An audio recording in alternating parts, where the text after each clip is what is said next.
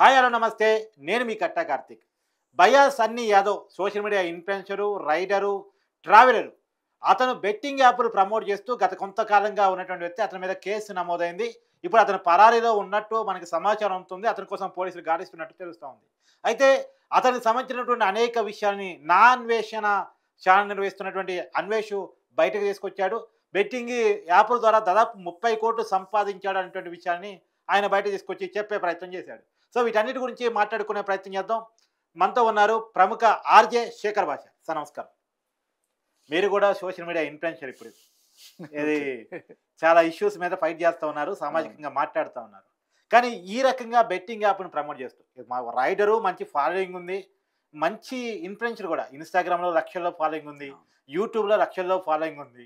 కానీ దాన్ని తప్పుదో పట్టించే విధంగా బెట్టింగ్ యాప్‌ను ప్రమోట్ చేస్తూ వీడియోలు చేయటం. దాదాపు 2024లోనే 50 యాప్‌లను ప్రమోట్ చేశారంట. మొత్తం మనకందరూ సమాచారం ప్రకారం 500 వీడియోలు బెట్టింగ్ యాప్‌ను ప్రమోట్ చేస్తూనే ఉన్నాయి అనేటువంటిది నేను చెప్తుందే కాదు, నాన్ వేషన్ కూడా చెప్పాడు. ఎలా చూడాలి? సో ఈయన మీద పెట్టిన సెక్షన్లు చూస్తే ఒకటి 420 చీటింగ్, ఓకే. ఇంకొకటి ఆర్గనైజ్డ్ క్రైమ్. ఓకే. 111 బిఎన్ఎస్. అంటే బేసికల్లీ ఏదన్నా ఒక పద్ధతిగా ఒక గోడ కట్టినట్టు, ఒక మొక్క అంటు కట్టినట్టు చేయడం అనేది ఆర్గనైజ్డ్ క్రైమ్ అంటారు. సో ఇవి బేసిక్ ఎక్కువ సెక్షన్లు కనబడుతున్నది. ఇక ఈయన పారిపోయాడు అనే దానికి బేసికలీ జరిగినప్పుడు అబ్స్కాండ్ అనే రాస్తారు పోలీసు. ఎఫ్ఐఆర్ ఉందా? ఎఫ్ఐఆర్ ఉందిగా, మీరు ఒకసారి చూపించండి. సో బేసికలీ అబ్స్కాండ్ అని రాస్తారు. రాసినంత మాత్రాన ఇదేమని కాదు, వాళ్ళు లీగల్గా వాళ్ళు చూసుకుంటారు. ఓకే. ఇవేమి మర్డర్లు మానభంగాలు అలాంటివి ఏం కాదు కాబట్టి. అంతకన్నా నేరం అనేది చాలా మంది మాట్లాడుతున్నమాట. బట్ నేరం అంటే ఖచ్చితంగా ధర్మరాజు దగ్గర నుంచే స్టార్ట్ అయింది కదా. అవునవును.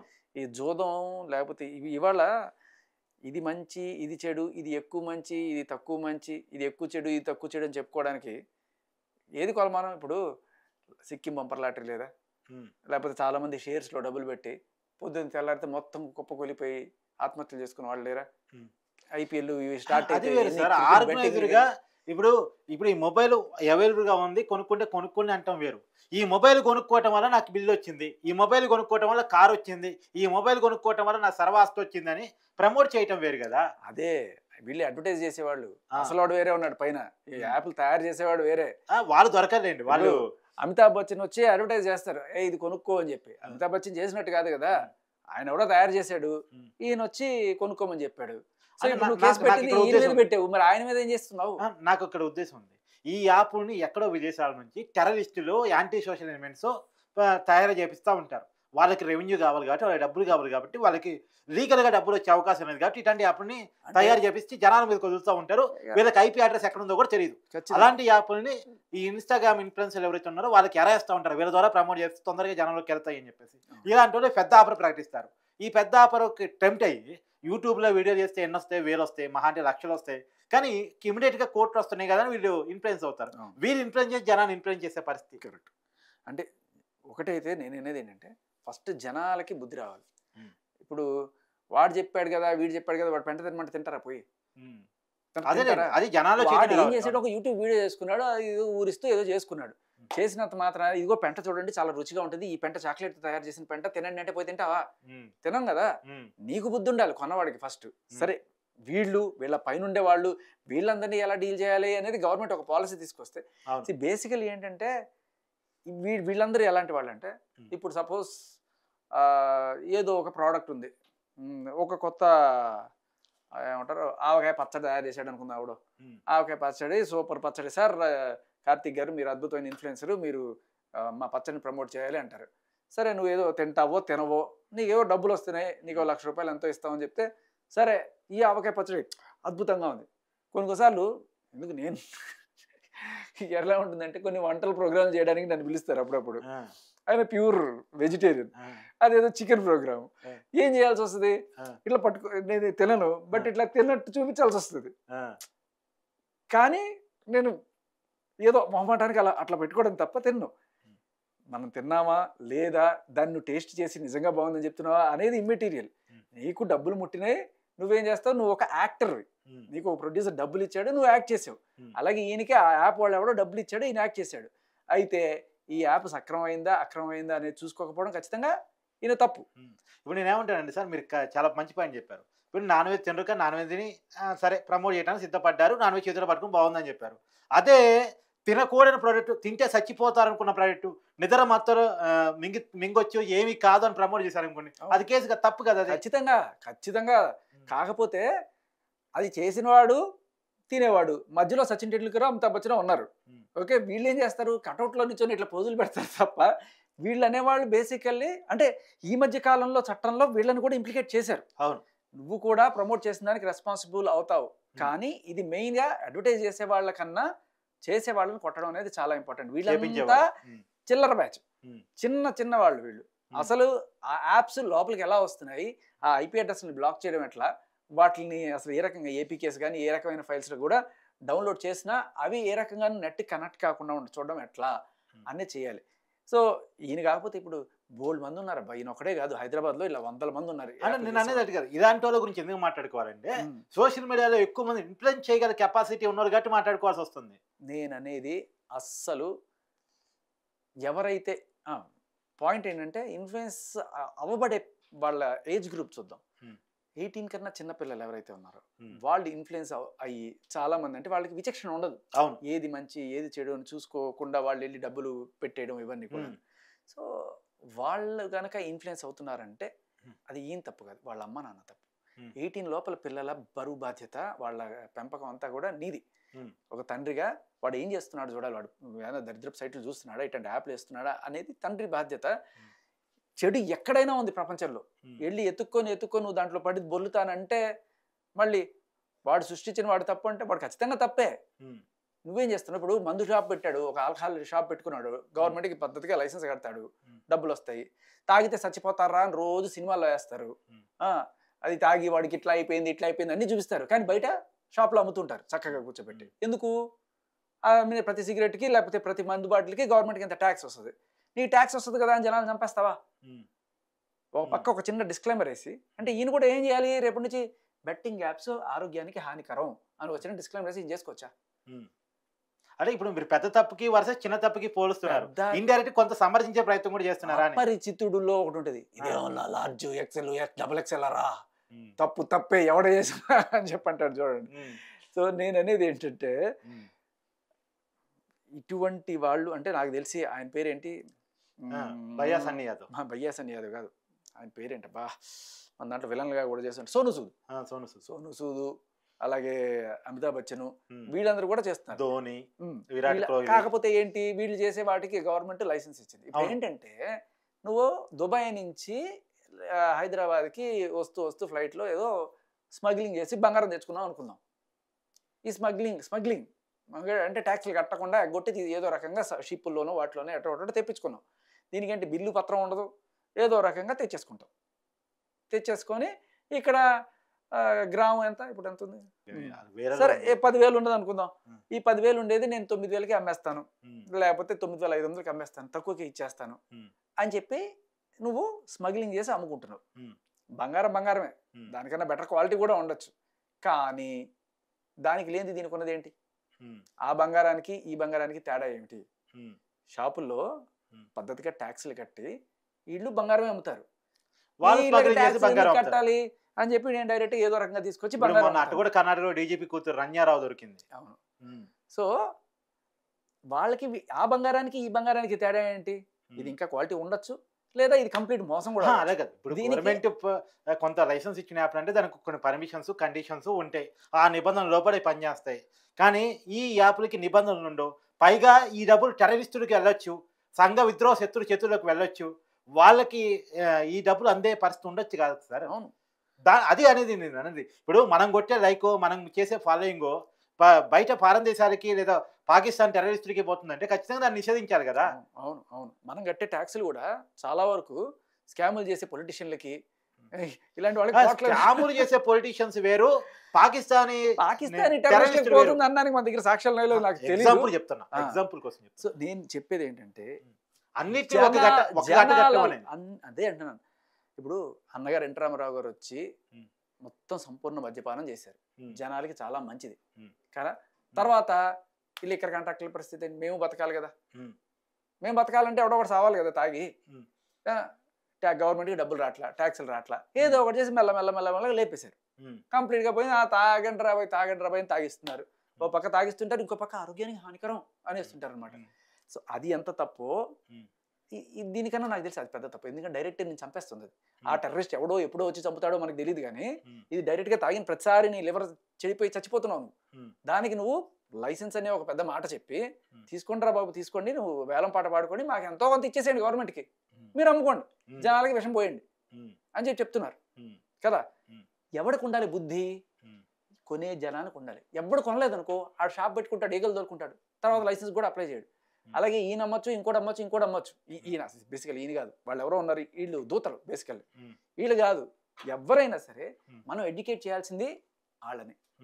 ఎస్పెషల్లీ అస్సలు సిస్సలైన పాయింట్ ఏంటంటే చాలా తక్కువ డబ్బులతోటి ఎక్కువ డబ్బులు సంపాదించుకోవడం ఎట్లా, భలే హాయిగా ఉంటుంది కదా కష్టపడకుండా. ఇప్పుడు మీరు ఆర్జేగా ఎన్నాళ్ళ నుంచో చేస్తున్నారు, కొన్ని సంవత్సరాలుగా కొన్ని దశాబ్దాలుగా చేస్తున్నారు. ఎంత వచ్చింది సార్? 30 కోట్లు అని వస్తుందా?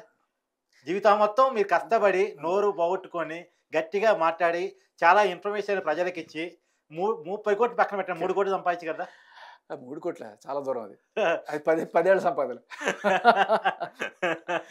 కానీ నేను చెప్పేది అదే అంటున్నా, నేను 3 కోట్లు సంపాదించినా లేదు, 1 కోటి సంపాదించినా లేకపోతే లక్షల్లో సంపాదించినా కూడా అందరూ, ముఖ్యంగా ఇది యూత్లో ఉన్న ప్రతి పిల్లాడికి అలాగే మిడిల్ ఏజ్లో ప్రతి వాళ్ళకి కూడా చేరాల్సిన చాలా ఇంపార్టెంట్ పాయింట్ ఏంటంటే, మీకు నచ్చిన పని మీరు చేసుకుంటూ పోండి, ఆటోమేటిక్గా డబ్బు ఫాలో అవుతుంది. లేదు డబ్బు కావాలని మీరు ఫాలో అయితే మీ జీవితంలో శాంతి సుఖం అనేది ఉండదు, తొందరగా ముసలాళ్ళు అయిపోతారు. అది డబ్బు సంపాదించడం ఎట్లా అనే దాని వెనకాల పోయి ఇటువంటి తప్పుడు మార్గాలన్నీ అన్వేషించి మళ్ళీ మిమ్మల్ని అన్వేషించి మీ పక్కన పట్టాల్సి వస్తుంది. సో బేసికల్లీ వీళ్ళ కనెక్షన్ కూడా ఒక మాట అనుకోవాలి మనం. ఒక చిన్న కాంపిటీషన్ అయితే ఉంటుంది కదా. ఇప్పుడు నేను ఒక ఆర్జే, నాతో తోటి ఆర్జే ఇంకో అతను ఉంటాడు వేరే ఛానల్లో, ఒక చిన్న కాంపిటీషన్ ఉంటుంది కదా, నువ్వు గొప్ప నేను గొప్ప అని చెప్పి. అది హెల్తీ కాంపిటీషన్ ఉన్నంత వరకు ఇబ్బంది లేదు. బట్ ఈయన ఒక ట్రావెలర్, బైక్ కూడా కనబడుతుంది కదా. సో నాన్ వేసి ఇంతకన్నా పెద్ద ట్రావెలర్, ఆయన ప్రపంచ యాత్రికుడు. ఈయన 40, ఇతను కూడా ప్రపంచ యాత్రికుడు, బాగా తిరిగాడు. సో ఏంటంటే ఒక చిన్న ఎక్కడో ఇది ఉంటుంది, నువ్వు గొప్ప నేను గొప్ప అనే టైంలో వాళ్ళ మీద వీళ్ళు కామెంట్లు చేసుకోవడం, వీళ్ళు వాళ్ళ కామెంట్లు చేసుకోవడం, అది చిలికి గాలివానయ్యి నువ్వేం చేస్తున్నావు, నేను చూడు ప్యూర్గా దీంట్లోనే సంపాదిస్తున్నాను, నువ్వు ఎట్లా సంపాదించు, నువ్వు 30 కోట్లు ఎట్లా సంపాదించు, నువ్వు బెట్టింగ్ యాప్లు చేసి సంపాదించు, నేను చూడు నేను పద్ధతిగా సంపాదిస్తున్నాను, ఇలా చేయండి, మీరు ఇలా చేయకండి అంటే ఇలా చేసేవాళ్ళు చాలామంది ఉన్నారు. బట్ అయినా కూడా ఆయన అన్వేషించుకున్న పద్ధతి మార్గం మంచిది, నిజంగా మంచిది. కానీ కొట్టాల్సింది ఈ దూతల్ని కాదు. అంటే వీళ్ళ మధ్యలో అడ్వర్టైజ్ చేయడానికి వచ్చిన సచిన్ టెండూల్కర్లును అమితాబ్ బచ్చన్లు ఈ యాప్లు కంప్లీట్గా రాకుండా బ్యాన్ చేయడం అనేది ఇంపార్టెంట్. ఇప్పుడు సార్ అదే అంత ఈజీ ప్రాసెస్ కాదు సార్. ఈజీ ప్రాసెసే చాలా ఈజీ ప్రాసెస్. ఇప్పుడు టిక్ టాక్ అనేది ఉంది, ఇప్పుడు ఉందా ఎవరి దగ్గర? ఒకప్పుడు టిక్ టాక్ ప్లేస్ ఇంకో యాప్ వచ్చింది, రానిండి. బట్ టిక్ టాక్ అదే ఇప్పుడు యాప్ ఒకటి కనిపెట్టారు సార్, దీన్ని బ్యాన్ చేస్తారు, ఇది రాకుండా చేస్తారు, పేరు మార్చి వెంటనే వేరే యాప్ వస్తుంది, రానండి. 100 యాప్లు బ్యాన్ చేసి 1000 రూపాయలు 1000 యాప్లు వస్తున్నాయి. పోలీసు వాళ్ళు కూడా సైబర్ టీం చాలా గట్టిగా పనిచేస్తుంది, పనిచేయట్లేదు అంటాను లేదు, సరే ఆ పని సరిపోదేమో, మనకు టెక్నాలజీ ఇంకా సరిపోదేమో, దాన్ని పెంచుకోవాల్సిన అవసరం ఉందేమో, కానీ ఒక పని జరుగుతున్నా కానీ అది ఇంకా వస్తూ ఉన్నాయి, వాటిని వీళ్ళంటారు ప్రమోట్ చేస్తున్నారు. ఆ పేరు కూడా చూడండి, అంజనా జావేరి అంటే హీరోయిన్ పేర్లు అమ్మాయిల పేర్లు పెట్టి ఏదో రకరకాల పేరుతో వస్తూ ఉంటాయి యాప్లు. సో బేసికలీ ఇవి గూగుల్ ప్లే స్టోర్లో రావు. ఇంకొకటి విషయం కూడా చెప్పాల్సింది, గూగుల్ ప్లే స్టోర్లో ఇలాంటివన్నీ కూడా అలో చేయకూడదు, అండ్ కంట్రీ వైడ్ రెస్ట్రిక్షన్స్ ఉంటాయి. ఈ ఏపీకే ఫైల్ వేసుకోండి అని చెప్పినప్పుడు పొరపాటును మీరు ఎవరన్నా సరే ఇటువంటి వేసుకుంటే చాలా డేంజరస్గా, అంటే వైరస్లు ఇవన్నీ అంటే ఫిషింగ్, కంప్యూటర్లోకి డేటా అంతా కూడా దుబ్బేసే అవకాశం ఉంటుంది. లేదు ఈ పాస్వర్డ్లు తీసేసుకొని తర్వాత మిమ్మల్ని ఇరుకుని పెట్టే అవకాశం ఉంటుంది. ఏది ఏమైనప్పటికీ చాలా ఇంపార్టెంట్ విషయం ఏంటంటే, మీరు చెడు మార్గాల్లో లేకపోతే సులభ మార్గాల్లో డబ్బులు సంపాదించాలి అనే ఆశ ఫస్ట్ తీసి పక్కన పెట్టండి.